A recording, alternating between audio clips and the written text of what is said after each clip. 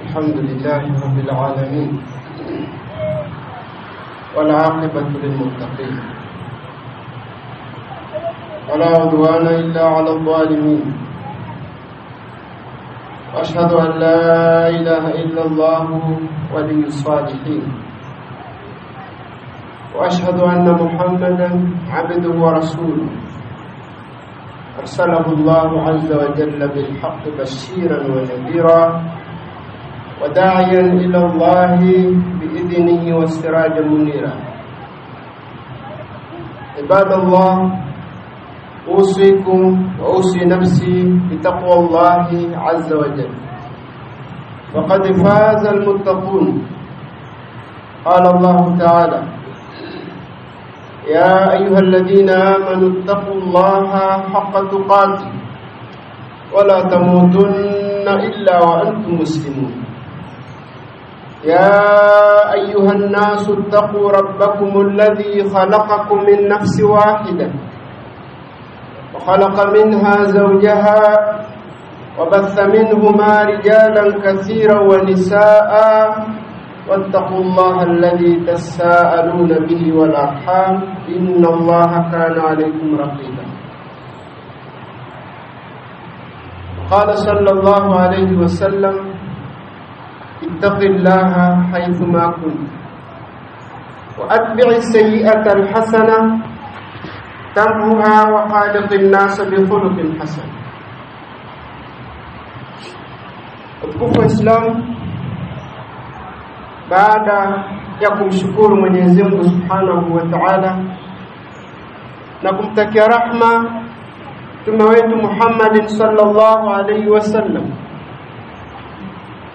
nausia lakini pia kuihusia nafsi yangu katika swala la kumcha Mwenyezi Mungu Subhanahu wa Ta'ala. Taqullaha fi sirri wal alan, tumuogope Mwenyezi Mungu Subhanahu wa Ta'ala katika mazingira yoyote yale ya wazi au ya siri. Mwenyezi Mungu la takhfa alayhi khafiya, hakifichikani chochote kwa Mwenyezi Mungu Subhanahu wa Ta'ala. Utukufu wa Islam, leo ni siku ya Ijumaa, siku ambayo Waislamu wanakumbushana yanayohusu dini yao,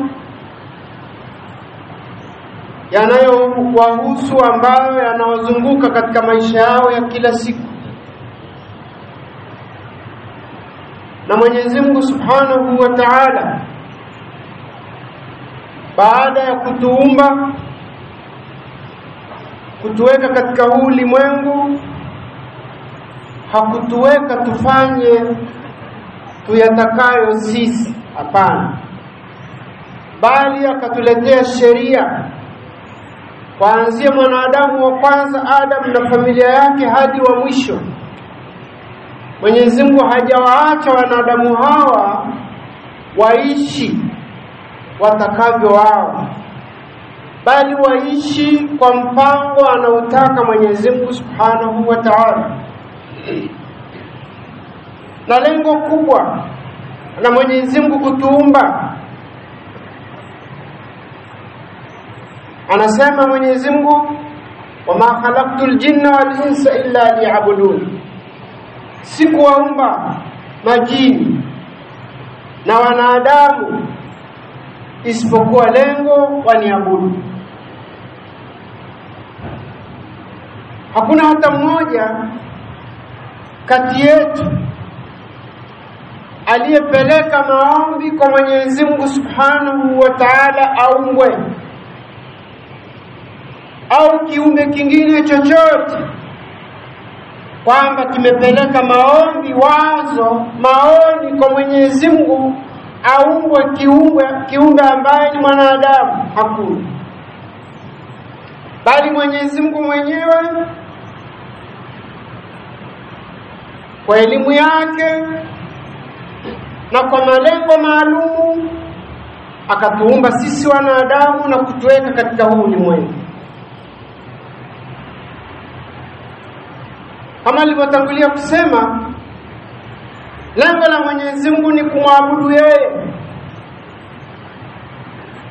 Na ndipo Mwenyezi Mungu akatuletea sheria, akatuletea mitume, walimu wa kuifundisha sheria ya Mwenyezi Mungu Subhanahu wa Ta'ala. Kuanzia mtume wa mwanzo hadi mtume Muhammad sallallahu alaihi wasallam, wote walipewa sheria, na mitume wakawa wanaifundisha sheria ile ili wanadamu waifanyie kazi, waweze kuzipata radhi za Mwenyezi Mungu Subhanahu wa Ta'ala. Lakini mwanadamu kiumbe wa ajabu mno, akayasahau yote hayo, fadhila za Mwenyezi Mungu za kumuumba yeye, neema mbalimbali alizompa, kheri, wema, ihsani wa aina mbalimbali anomfanyia mwanadamu. Mwanadamu akayasahau yote. Baadhi ya wanadamu wakafikia mahali kumpinga kabisa Mwenyezi Mungu, kwamba hakuna Mwenyezi Mungu. Baadhi yao wanaamini Mwenyezi Mungu yupo, lakini wakamwamini katika upande fulani wakamkataa. Sasa Mwenyezi Mungu Subhanahu wa Ta'ala ametuteremshia Qur'ani ambayo ni mwongozo, Qur'ani ambayo ni dira, ramani ya kutuelekeza namna ya kuishi. Lipi tufanye, lipi tusifanye, kwamba hii Qur'ani ni tochi, ni taa ya kutumulikia sisi katika maisha yetu. Baada ya kutumulikia, tuone kwamba tunatakiwa tuende sehemu fulani ndani ya giza zito ambalo tunaishi. Taa yetu ni Qur'an, taa yetu ni maneno ya Mtume sallallahu alaihi wasallam. Sa Mwenyezi Mungu Subhanahu wa Ta'ala alisema au amesema, inna aradna al-amanata 'ala as-samawati wal-ardi wal-jibali fa abayna an yahmilnaha wa hamalaha al-insan. Tuliwapa Qur'ani au tuliipa Qur'ani milima, mbingu na ardhi, zikakataa kuibeba. Mwanadamu akaibeba, lakini baada ya kuibeba haifanyii kazi kilichomo ndani ya Qur'ani. Anaishi kwa akili zake zinavyomtuma, akakosa kuelewa fadhila za Mwenyezi Mungu Subhanahu wa Ta'ala kwake, akaitupilia mbali ihsani ya Mwenyezi Mungu kwake,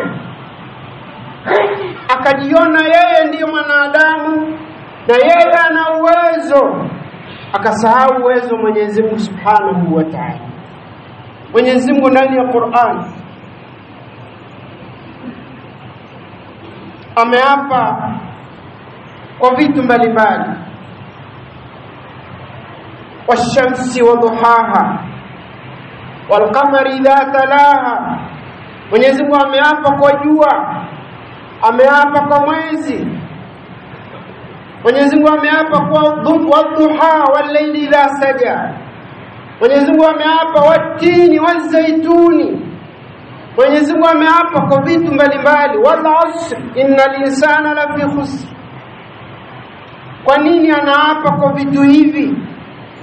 Na baada ya kuapa anatupa ujumbe gani? Asa moja ya sura ndani ya Qur'an, suratul Adiyat, wal Adiyati dhabha, fal Muriyati qadha, fal Mughirati subha, fa atharna bihi naqa, fa wasafna bihi jam'a. Sura hii Waislamu wengi tumehifadhi sura hii. Maimamu ndani ya swala zetu za kila siku wanasoma sura hii.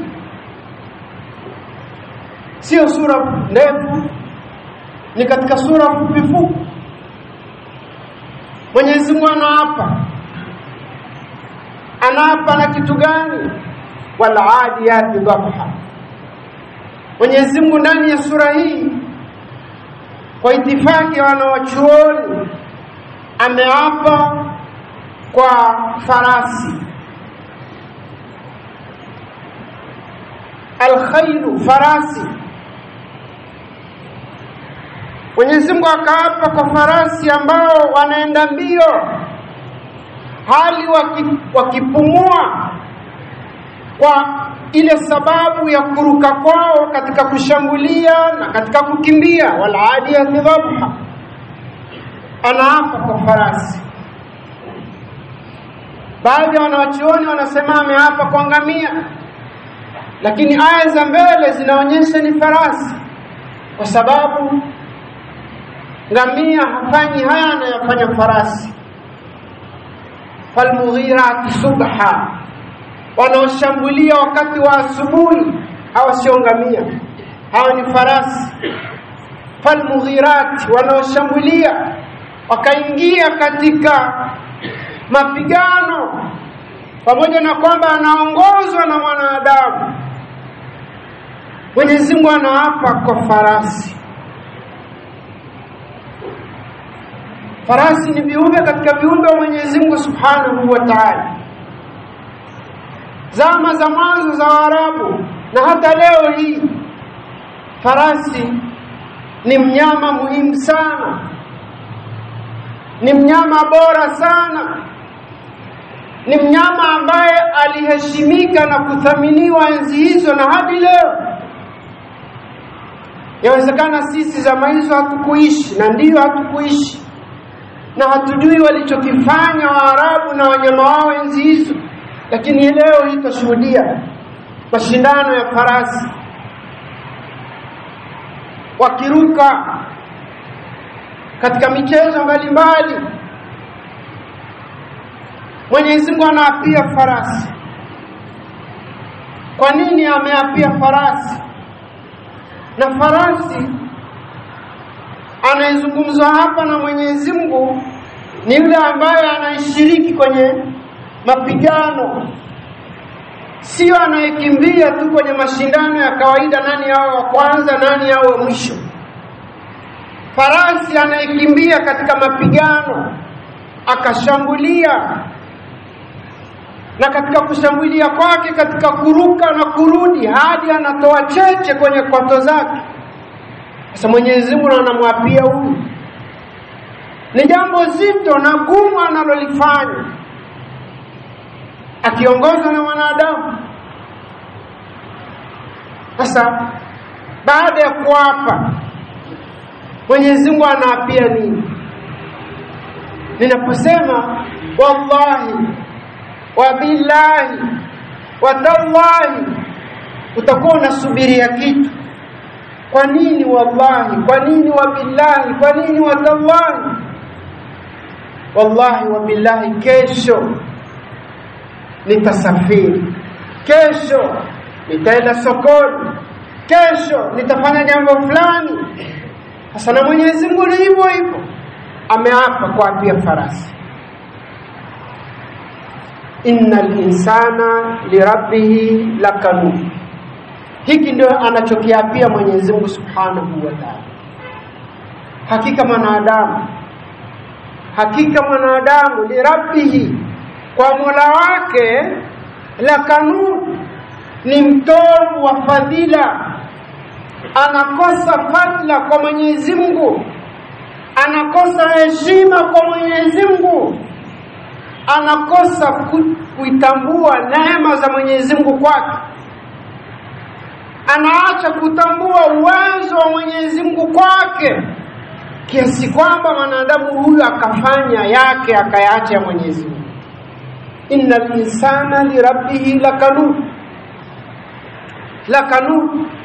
Waarabu hili neno kanat lina maana ya qat'a, kukata. Kwa lugha rahisi, mwanadamu anaweza akakata mawasiliano yake kabisa na Mwenyezi Mungu Subhanahu wa Ta'ala, akamsahau na asijue thamani yoyote Mwenyezi Mungu Subhanahu wa Ta'ala. Leo hii unaweza kumchukua mbwa ukamlea malezi mazuri, kumpa huduma zake anazostahili vizuri, atakupenda, atakuthamini, atakuheshimu, atakulinda. Ukamlea paka, atakuhudumia kwa mahitaji unayotaka, atakuheshimu, atakupenda, atakuthamini. Hata akikuona mahali popote anakumbuka au anakukumbuka kwa zile fadhila zako kwako. Mlee mwanadamu. Mtoto wa shangazi yako ukamlea akafikia mahali akajielewa, akawa na uwezo fulani, halafu akakusahau, anaweza akakufanyia jambo ambalo huwezi kuamini. Watu wakabaki midomo wazi. Shangazi yake yule, mtoto wa mjomba wake yule, au ni mtoto wake, au ni mzazi wake. Mwanadamu yuko hivyo. Mwanadamu kwa Mwenyezi Mungu anamsahau, anakuwa mtovu wa fadhila, anashindwa kuelewa Mwenyezi Mungu neema alizompa na thamani ya neema alizompa. Sisi wanadamu kwa wanadamu tunakoseana fadhila, tunakoseana heshima. Kama Mwenyezi Mungu tumemfanyia hivyo, basi sisi hatuwezi kushindwa kufanyiana hivyo. Kama anayetupa riziki tunamkosea fadhila, tunamfanyia utovu wa nidhamu. Anayetupa pumzi hizi tukahema, miguu tukatembea, mikono tukashika, tukafanya tutakavyo, tunamkosea fadhila. Basi wanadamu kwa wanadamu ni jambo lipo. Kwa nini tufikie ili hali tunayo Qur'an, tunacho kitabu yahdi lillati hiya aqwam, kinawaongoza watu katika jambo ambalo ni zuri. Qur'ani haikuletewa ng'ombe wala ndege wala wadudu, wanadamu, ili waifanyia kazi, waishi kwa mujibu wa Qur'an. Na hasa sisi Waislamu, baada ya kuamini haya ni maneno ya Mwenyezi Mungu Subhanahu wa Ta'ala, ndani yake kuna miongozo mbalimbali. Iweje mwanadamu una tochi inayokumulikia sehemu ya kwenda uongozwe na kipofu? Vipi ambayo wewe ndio umeshikilia taa inatuangazia sehemu ambayo kuna giza, tuone hili ni shimo, huu ni mwiba, hiki ni kisiki, unaacha kutumia taa ile, unamfuata asiona, unamfuata mtu ambaye anakupeleka katika maangamivu? Umekosa fadhila gani kwa Mwenyezi Mungu Subhanahu wa Ta'ala? Mwenyezi Mungu Subhanahu wa Ta'ala anatuambia, wa in ta'uddu ni'matallahi la tuhsuha, mkisema mzihesabu neema za Mwenyezi Mungu hamwezi kuzipata hesabu yake, ni nyingi mno. Mwenyezi Mungu akatambua fi anfusikum afala tubsirun, hivi katika nafsi zenu nyinyi wenyewe hamjioni? Hakuna hata kimoja changu ninachokimiliki katika mwili wangu, vyote ni vya Mwenyezi Mungu Subhanahu wa Ta'ala. Kwa nini amenipa hivi vyote? Ili nimtekelezee yale ambayo anayohitaji nimfanyie. Malipo gani namlipa Mwenyezi Mungu kwa hivi ambavyo amenipa? Hivi ningedaiwa na Mwenyezi Mungu gharama za macho ambazo nazitumia kila siku katika kuona, ningedaiwa gharama za masikio kwa yote ambayo ninayosikia, au ngedaiwa gharama za miguu. Uwezo huo kulipa tunao. Leo hii wanatokea baadhi yetu wanapatwa na matatizo ya kiafya, wakaenda mahospitali, wakapewa matibabu. Bili inapokuja tunashikana mashati, bili kubwa, mamilioni. Matibabu ya nini? Macho. Matibabu ya nini? Moyo. Matibabu ya nini? Operation ya kitu fulani. Kwa nini mwanadamu anasahau fadhila za Mwenyezi Mungu Subhanahu wa Ta'ala? Unamkosea heshima, unakuwa mtovu wa fadhila kwa Mwenyezi Mungu Subhanahu wa Ta'ala. Innal insana lirabbih lakanud wa innahu ala dhalika lashahid. Yeye mwenyewe anajua hivyo, sio kwamba anatusingizia. Hapana, anajua kabisa kwamba tunajua Mwenyezi Mungu ni nani kwetu, lakini tunamsahau, tunamwacha. Halafu tunaongozwa na vipofu, tunaongozwa na wasiokuwa na Qur'an. Tumekosa utovu wa nidhamu kiasi hicho kwa Mwenyezi Mungu Subhanahu wa Ta'ala.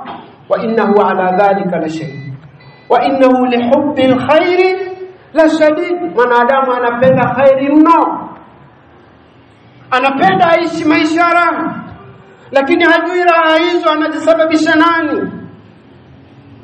Anapenda ana mali, lakini anasahau mali ile anampa nani. Anapenda awe na maisha mazuri, maisha mazuri hayo anampa nani.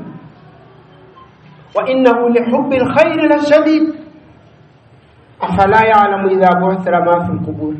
Hivi mwanadamu huyu hajui, hatambui siku ile watakapofufuliwa waliomo katika makaburi.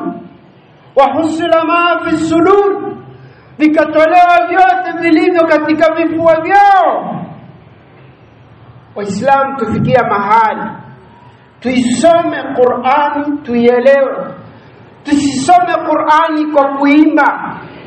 Qur'ani hii tumeletewa sisi ituongoze, ituelekeze, itusimamie. Wakati fulani zama za Mtume walitoka vijana watatu hadi kwa Mtume sallallahu alaihi wasallam. Wakamkuta mama Aisha radhiallahu anha, wakamuuliza, tueleze Mtume sallallahu alaihi wasallam nyumbani anachokifanya. Aisha radhiallahu anha akawashangaa, akawaambia, fala taqra'una alquran, hivi nyinyi hamisomi Qur'an? Ndani ya Qur'ani pana kila kitu. Katika hilo swali ambalo mmeniuliza, Mwenyezi Mungu amenijibu, wa innaka la'ala khuluqin 'adhim, kwamba wewe Mtume una tabia nzuri. Katika maisha yake kila siku yote ana tabia nzuri. Iweje leo sisi Waislamu Qur'ani ambayo tunaambiwa tumuige Mtume sallallahu alaihi wasallam, tukabebwa, tukasukumwa na wasioielewa Qur'ani, tukayafanya ambayo sio? Kwa nini ambaye haoni, kipofu wala hajui njia, aniongoze mimi ambaye na macho na naona? Tufikia mahali tujitambue sisi Waislamu kina nani. Tunacho kitabu Qur'ani, tunayo maneno ya Mtume sallallahu alaihi wasallam, ambaye Mtume sallallahu alaihi wasallam anasema, taraktukum ala almahajjati albayda lailuha kanahariha la yazighu anha illa halik. Nimewaacha katika uwanja mweupe, kila kitu kinaonekana. Iweje upotee? Wa kupotea ni yule ambaye ni kuangamia. Qur'ani tunayo, maneno ya Mtume tunayo, Uislamu tunao. Kwa nini tuburuzwe ukapelekwa sehemu ambayo sio? Kwa nini waambiwe chukua fimbo mpige fulani bila kujua kosa lake nini? Mtume sallallahu alaihi wasallam ameishi ndani ya Makka miaka 13 akiishi na maadui zake ambao walikuwa wakimchukia kiwango kikubwa, wakamfanyia mabaya mbalimbali, lakini mtume hata mara moja hakuwahi kusema baya kwao wala kuwafanyia baya lolote, hadi Mwenyezi Mungu akamwambia hama mji wa Makka. Akahamia Madina, akaishi Madina miaka 10. Hakuwahi kumfanyia adui yeyote. Anasimulia Anas ibn Malik radhiyallahu anhu, anasema nimeishi na Mtume sallallahu alaihi wasallam miaka 9. Hajawahi kuniambia katika jambo ambalo aliniambia nifanye alafu nisilifanye, anambia kwamba kwa nini hukufanya au kwa nini umefanya hivi. Hakuwa na tabia hiyo. Huyu ndo mtume wetu ambaye anatufundisha tabia nzuri, na sisi tuwe na tabia nzuri kama za Mtume sallallahu alaihi wasallam. Barakallahu li wa lakum fil Qur'anil azim wa nafa'ani wa iyyakum bima fihi min al-ayati wa dhikril hakim. Astaghfirullah innahu huwal ghafurur rahim wa huwal barrul karim.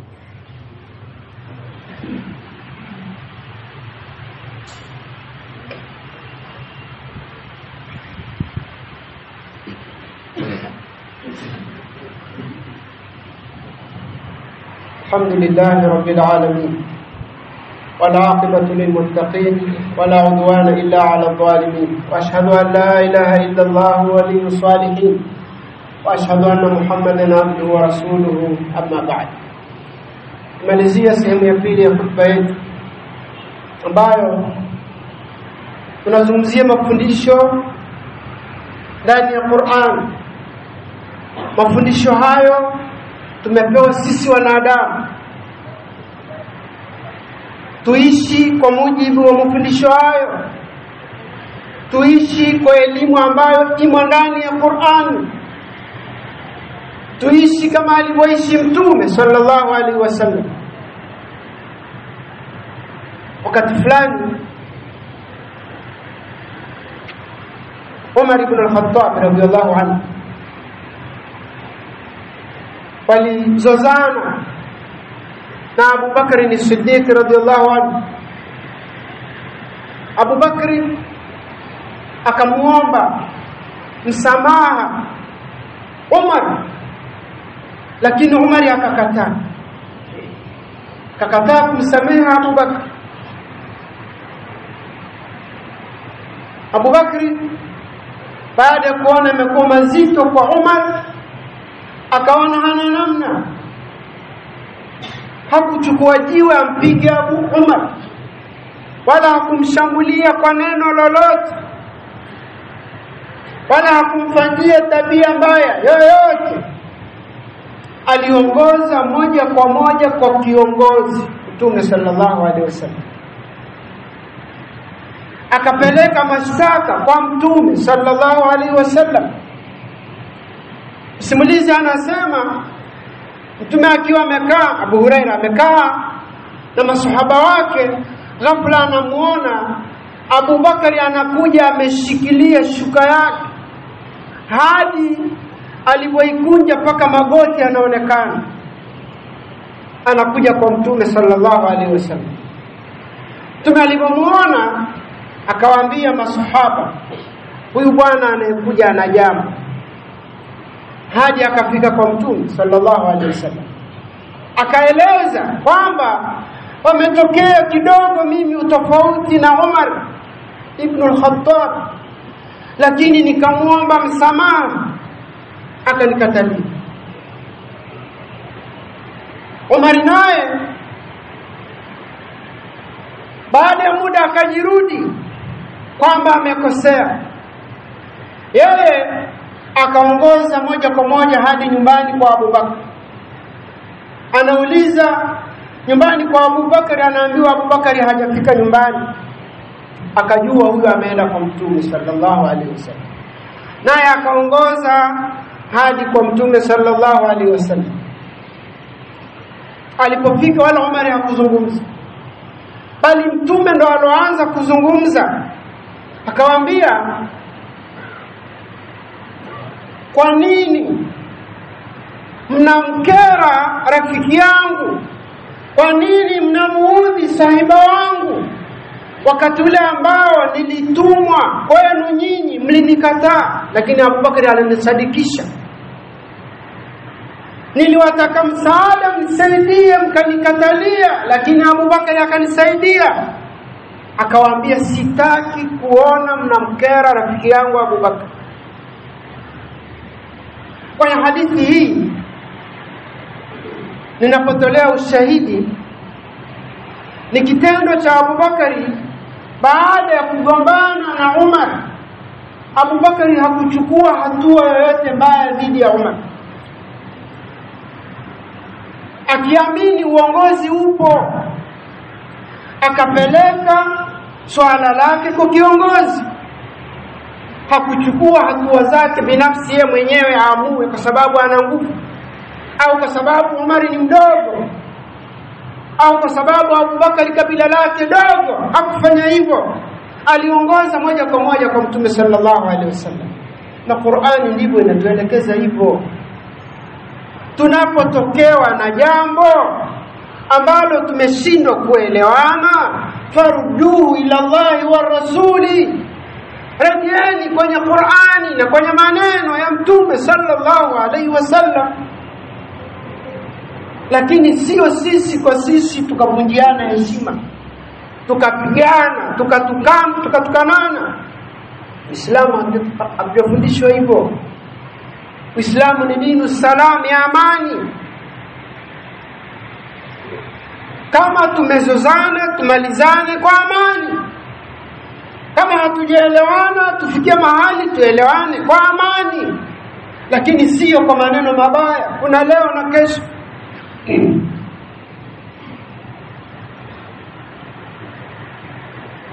Uislamu unatufundisha hivyo, na sisi ndio Waislamu, na hii Qur'ani tumepewa sisi, na Uislamu tumekabidhiwa sisi. Qur'ani tunayo, maneno ya Mtume sallallahu alaihi wasallam tunayo. Tuishi kama Qur'ani inavyotufundisha, tuishi kama Mtume alivyofundisha.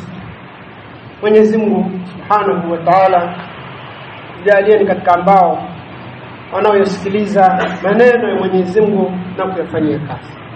Allahumma arina al-haqqa haqqan warzuqna ittiba'ah, wa arina al-batila batila warzuqna ijtinaba. Allahumma ati qulubana taqwaha wa zakkiha anta khayru man zakkaha anta waliyuha wa mawlaha. Allahumma walli umurana khiyarana ولا تولي أمورنا شرارنا ولا تسلط علينا بذنوبنا من لا يخافك فينا ولا يرحمنا. عباد الله.